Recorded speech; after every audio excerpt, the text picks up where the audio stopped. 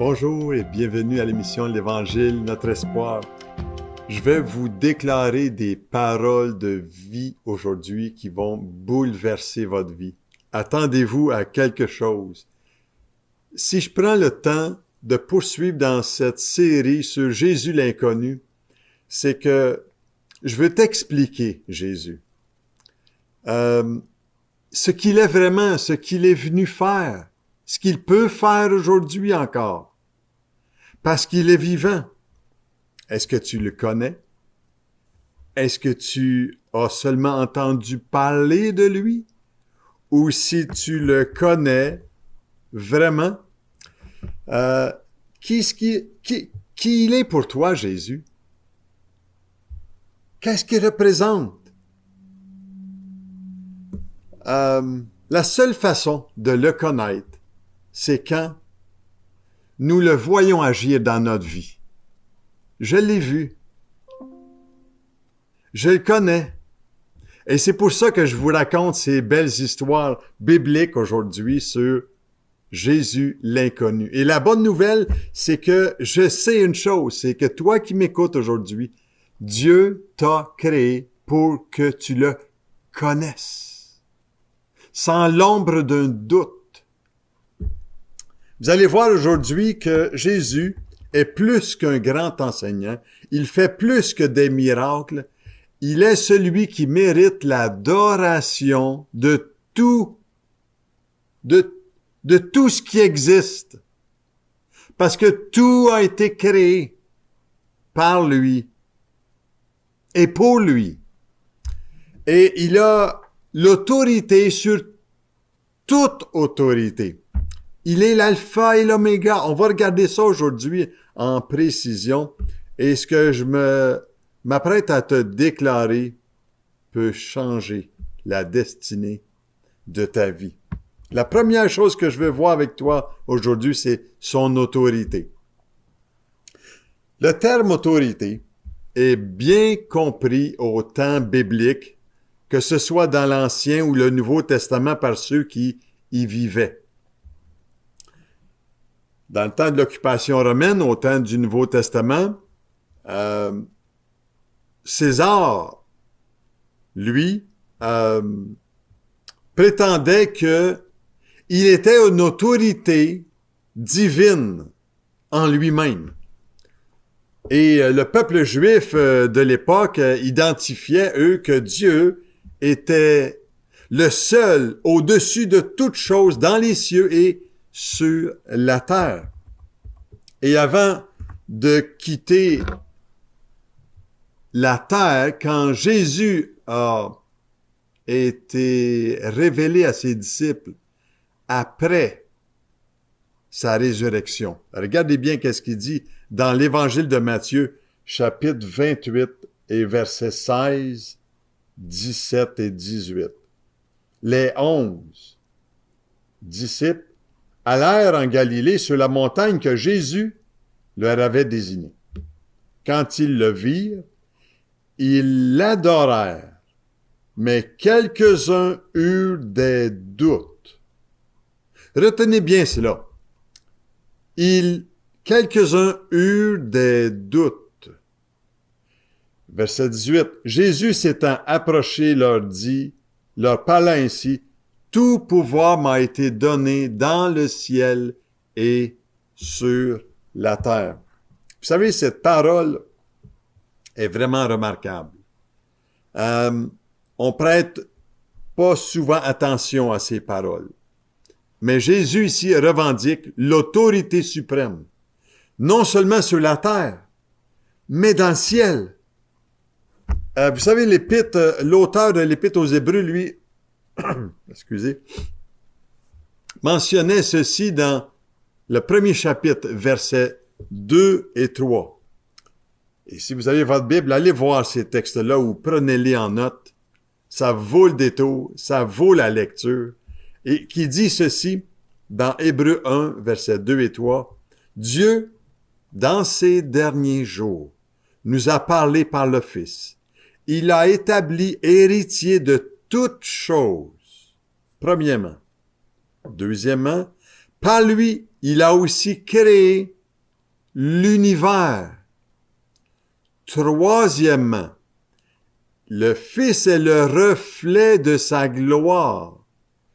Quatrièmement, est l'empreinte de sa personne. Vous savez qu'est-ce que ça veut dire, une empreinte? Ça vient d'une personne. Cinquièmement, et il soutient toutes choses par sa parole puissante.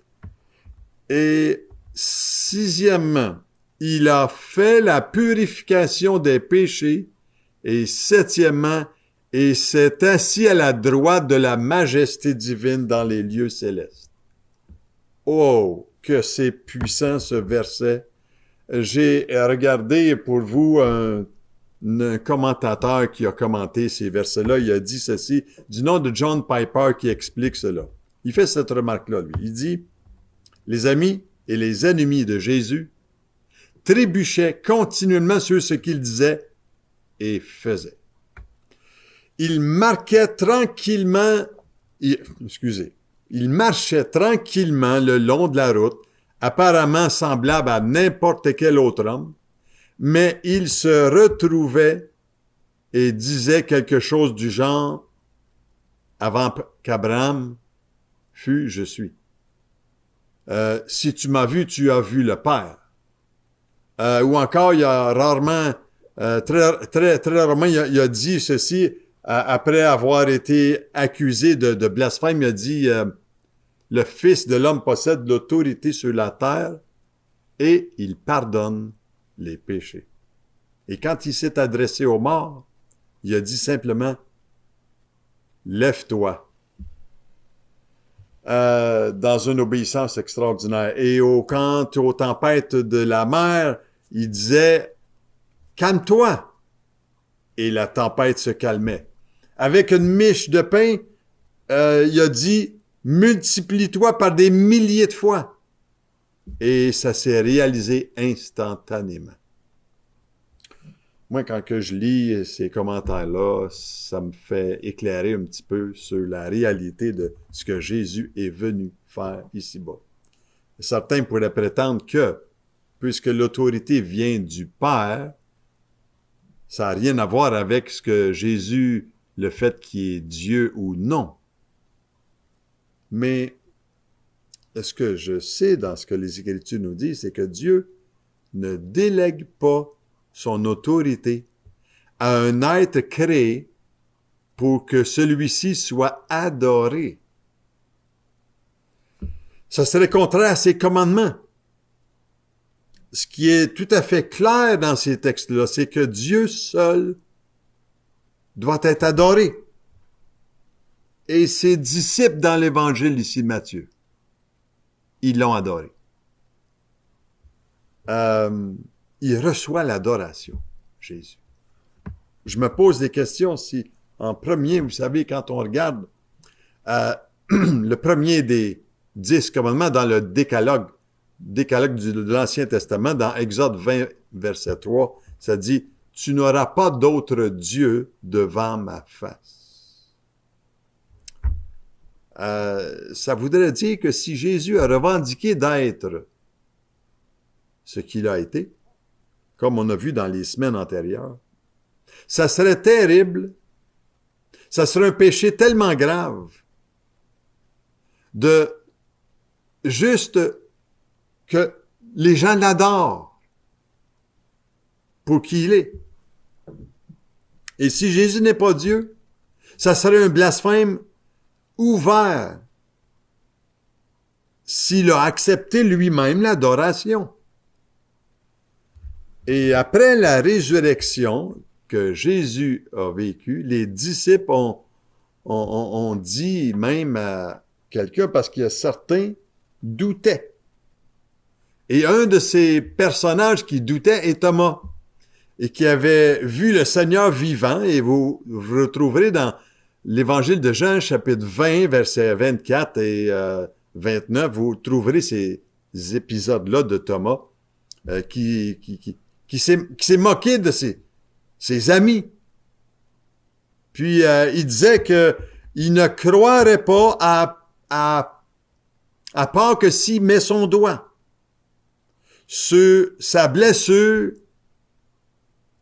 là où il avait reçu des clous, et qu'il ne mettra pas sa main sur le côté de la blessure où ce que Jésus avait reçu une lance. Et 8 jours après, les disciples étaient tous ensemble réunis dans une salle fermée où ce que Jésus est apparu à eux. Et Jésus a regardé Thomas et il lui a dit, « Thomas, avance ton doigt. Et regarde mes mains. Et avance aussi ta main sur mon côté. » Et Thomas a fait ces choses-là. Et Thomas, avant, il y avait des doutes. Et à ce moment-là, il a cru immédiatement. Et regardez bien ce que l'Évangile de Jean, chapitre 20, nous déclare. Thomas a déclaré ceci. « Mon Seigneur et mon Dieu. » Et Thomas a adoré Jésus comme Dieu. Et si Jésus n'était pas Dieu, il aurait sûrement réprimandé Thomas concernant ce qu'il venait de faire. Mais au contraire, Jésus l'a félicité en lui disant, « Parce que tu m'as vu, tu as cru. Heureux ceux qui n'ont pas vu et qui ont cru. » En d'autres mots, Jésus a accepté l'adoration, et pas seulement ici, mais à neuf occasions, on a des témoignages comme cela dans le Nouveau Testament. Et dans le contexte, le fait que Jésus accepte l'adoration est très précis sur sa revendication de la divinité. Mais c'est seulement après que Jésus est monté au ciel que ses disciples ont compris vraiment qui il était. Et avant que Jésus ait quitté cette terre, les disciples, il leur a dit, « Allez, faites de toutes les nations des disciples et baptisant au nom du Père, du Fils et du Saint-Esprit, et voici, je suis avec vous tous les jours, jusqu'à la fin du monde. » En d'autres mots, ici, dans l'Évangile de Matthieu, Jésus place le Saint-Esprit et le Père et lui-même au même niveau. Et ça va avec ce que l'apôtre Paul dit dans Colossiens chapitre 1, versets 16 à 17, quand il dit ceci. « Car en lui, l'apôtre Paul dit ceci concernant Jésus, car en lui, en Jésus, ont été créées toutes choses qui sont dans les cieux et sur la terre, les visibles et les invisibles. Trône, dignité, domination, autorité. Tout a été créé par lui et pour lui, et il est avant toute chose, et toute chose subsiste en lui. » Wow, c'est donc puissant. Et Jésus, vous savez, n'est pas seulement digne d'adoration en ayant pleine autorité sur toute chose, mais je veux vous partager une autre chose aujourd'hui. Une troisième chose, c'est qu'il est l'alpha et l'oméga. Wow! Peut-être que tu dis qu'est-ce que ça veut dire. Mais l'alpha et l'oméga, l'apôtre Jean était, tu sais, sur l'île de Patmos, où il a reçu une révélation de Jésus dans une vision très claire concernant les choses de la fin des temps. Quand on parle de l'Apocalypse, on parle de révélation, le livre de la révélation.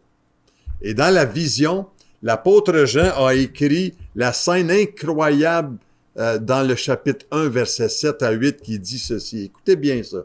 « Voici, il vient avec les nuées, et tout œil le verra, même ceux qui l'ont percé. Je suis l'alpha et l'oméga, le début et la fin, dit le Seigneur Dieu, celui qui est, qui était et qui vient, le Tout-Puissant. Oh, que c'est puissant, cette parole.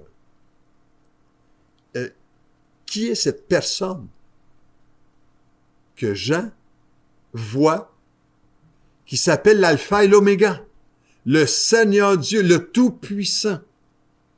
Wow! Il est dit dans ce verset-là aussi qu'il a été percé. Cela établit clairement que l'Alpha et l'Oméga est Jésus. Il est celui qui a été percé sur la croix pour toi et moi. Et Jean ici était plus proche de Jésus. La Bible nous dit qu'il était le disciple près du cœur de Jésus. Et c'est pour ça que l'évangile de Jean lui est attribué. Les 3 épîtres, 1 Jean, 2 Jean et 3 Jean, lui est attribué. Et le livre de l'Apocalypse, qui est aussi venant de Jean. Mais Jésus, Jean avait vu Jésus plus que tous les autres disciples. Et on regarde dans Apocalypse encore, chapitre 13, verset 14, qui dit « Et au milieu des 7 chandeliers, quelqu'un qui ressemblait à un fils d'homme. Sa tête et ses cheveux étaient blancs comme de la laine, comme de la neige. Ses yeux étaient comme une flamme de feu, et son visage était comme le soleil qui brille dans sa force. » C'est Apocalypse chapitre 1 ici, excusez-moi. Apocalypse chapitre 1, que vous verrez verset 13 et verset 16. Vous savez, moi je peux me tromper quand que je vous dis un petit verset comme ça, là, mais la parole ici là, est tellement claire, est tellement puissante, et il est impossible de vraiment saisir toutes les émotions que l'apôtre Jean a pu vivre de la personne qui était devant lui, brillante comme le soleil dans sa force, et avec des yeux comme des flammes de feu. Il tombe immédiatement par terre, comme mort, en voyant la gloire de Jésus qui lui apparaît ici. Et si c'était Jésus, pourquoi Jean ne l'a-t-il pas reconnu? Peut-être parce qu'il a pensé qu'il s'agissait d'un ange qui lui apparaissait. Mais quand Jean il déclare cela dans le verset 17, Jésus a posé sa main sur lui en lui disant « Ne crains point, je suis le premier et le dernier et le vivant. J'étais mort, et voici je suis vivant au siècle des siècles. » Wow! En d'autres mots, celui qui parlait à Jean se présente lui-même comme le premier et le dernier. Et je crois que c'est une référence pas mal claire sur le caractère éternel de Jésus, l'alpha et l'oméga. Il s'est donné un corps pour un peu de temps qui est venu dans ce monde pour témoigner de la puissance et de la gloire de Dieu. Et puisque seul Dieu est éternel, comme on dit, il doit bien s'agir de Dieu lui-même. Et dans cette phrase que Jean mentionne, qu'il est celui qui était mort et qui est vivant maintenant, ce n'est nul autre que Jésus lui-même qui est venu en tant qu'homme, qui a souffert sur la croix. Il a pris notre place, ta place, pour que la puissance du péché n'ait plus ses effets dans notre vie. Et quand on reconnaît que Jésus, qui il est, quand on reconnaît, vous savez, Jésus est inconnu de tellement de personnes. On y a entendu parler. Et moi, je te souhaite aujourd'hui que tu puisses le connaître à travers ce que les Écritures nous disent et que tu puisses le suivre, lui, le seul vrai Dieu. Dans Apocalypse, à la fin du livre, il nous est dit, dans le chapitre 20, verset 11, « Puis je vis un grand trône blanc, et celui qui était assis dessus. Et celui qui était assis sur le trône dit, « Je suis l'alpha et l'oméga, le commencement et la fin. » Dans le chapitre 21 et verset 6 aussi. Et c'est le Seigneur Jésus-Christ lui-même qui règne aujourd'hui, qui est assis sur le grand trône blanc. Et Jésus avait dit à ses disciples qu'il serait le juge final de l'humanité. Et c'est lui qui va juger toutes choses d'une façon juste et équitable, parce qu'il est un juge juste. Et il avait promis que ceux qui placeraient leur confiance en lui seraient sauvés du jugement du péché. Parce que le péché doit être jugé dans notre vie. Et c'est Jésus qui a subi cette condamnation à notre place durant son vivant. Il a pris notre place et le péché a été mort à la croix. Il a subi la condamnation sur ses épaules, lui qui était juste pour des injustes qui étaient vous et moi.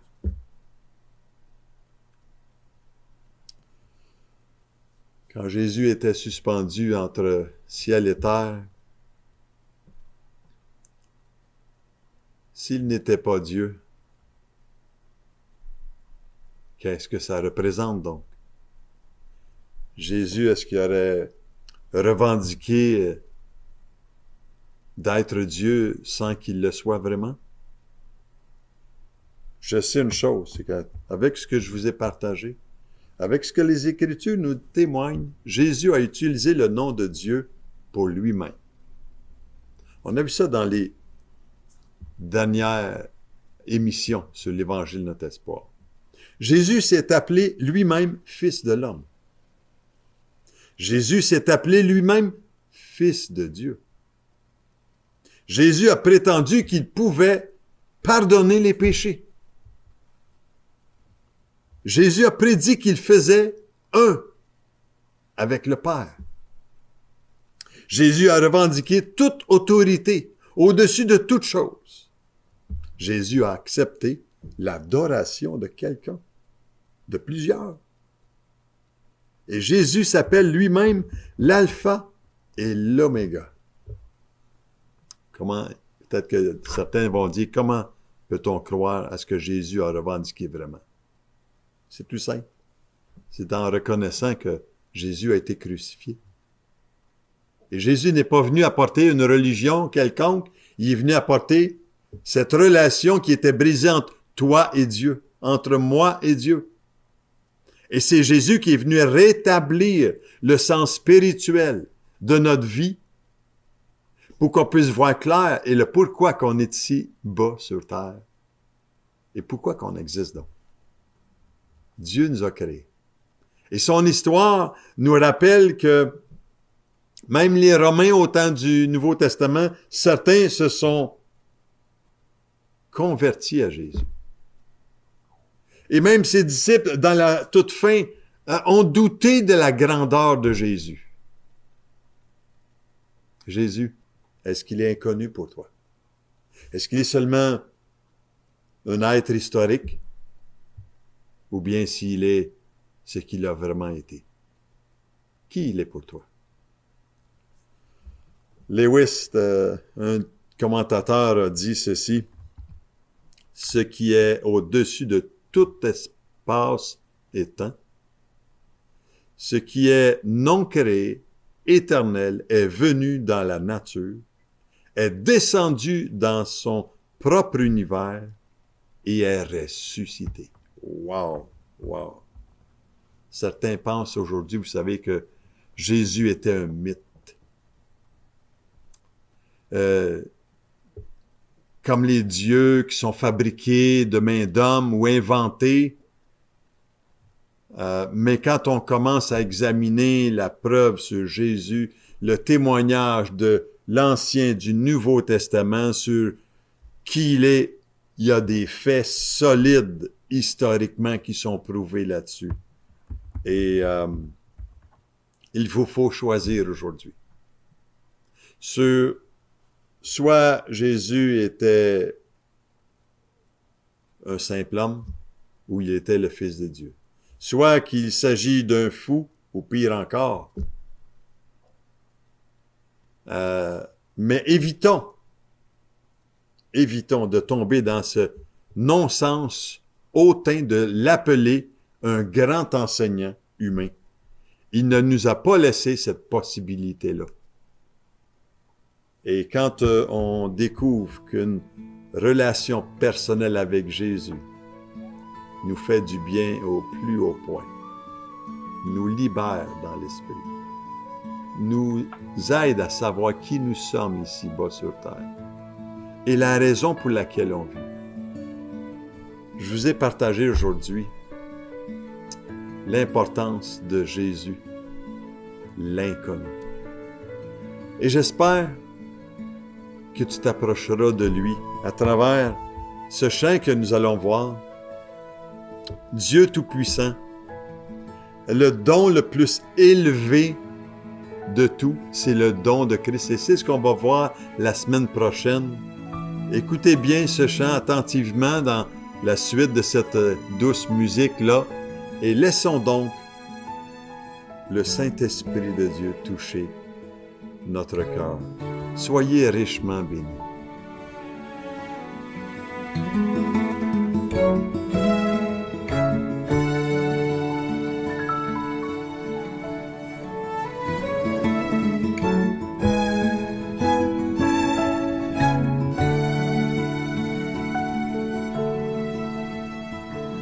Dieu Tout-Puissant,